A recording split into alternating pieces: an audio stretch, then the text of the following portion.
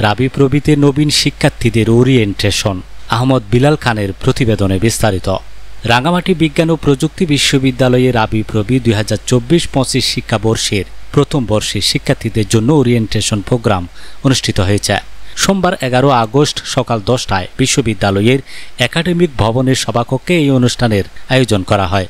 অনুষ্ঠানে প্রধান অতিথি হিসেবে উপস্থিত ছিলেন বিশ্ববিদ্যালয়ের vice chancellor professor doctor Mohammad Atiar Rahman.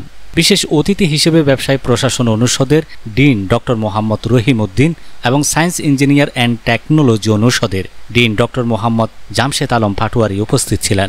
অনুষ্ঠানে সভাপতিত্ব করেন বিশ্ববিদ্যালয়ের রেজিস্ট্রার ভারপ্রাপ্ত জনাব মোহাম্মদ জোনায়েদ কবির।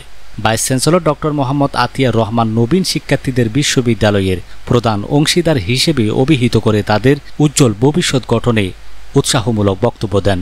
তিনি বলেন, শিক্ষার্থীদের জন্য ন্যায্য দাবি পূরণে বিশ্ববিদ্যালয় প্রশাসন সর্বদা সচেষ্ট থাকবে।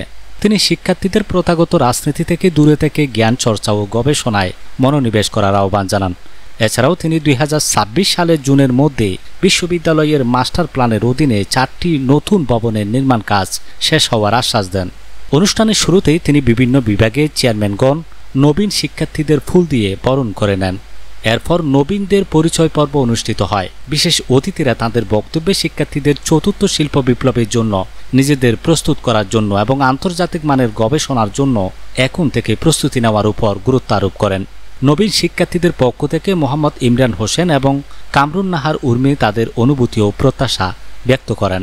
বিশ্ববিদ্যালয়ের প্রক্টর সাদ্দাম হোসেন প্রশাসনিক ও আচরণবিধি সংক্রান্ত বিভিন্ন নীতিমালা উপস্থাপন করেন। অনুষ্ঠানে বিশ্ববিদ্যালয়ের পরিচিতিমূলক ভিডিও প্রদর্শন করা হয় এবং সবশেষে শিক্ষার্থীদের বিভিন্ন প্রশ্নের উত্তর দেন ভাইস চ্যান্সেলর। কেন্দ্রীয় অনুষ্ঠানের পর প্রতিটি বিভাগে আলাদাভাবে নবীন বরণ অনুষ্ঠিত হয়।